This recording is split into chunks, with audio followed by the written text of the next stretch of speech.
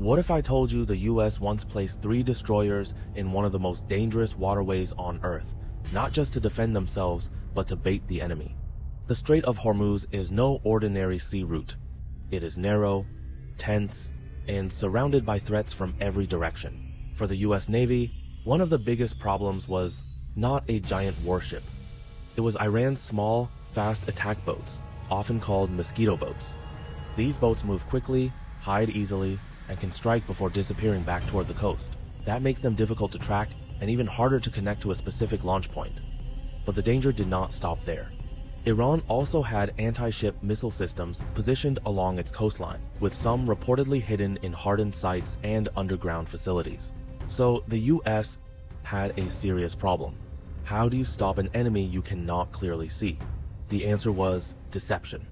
Instead of only avoiding the threat, the US used the destroyers as part of a larger trap. The idea was simple but risky. Let the enemy reveal themselves.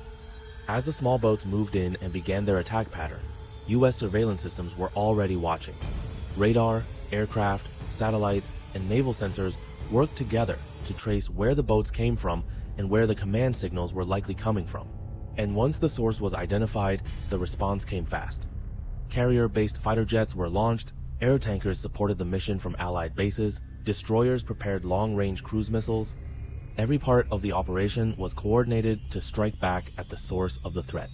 So, the 3 destroyers were not just sitting there as targets. They were part of a calculated strategy. They turned danger into information, and information into firepower.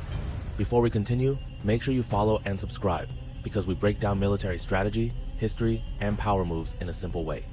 In the end, this is why naval warfare is not just about bigger ships or stronger weapons.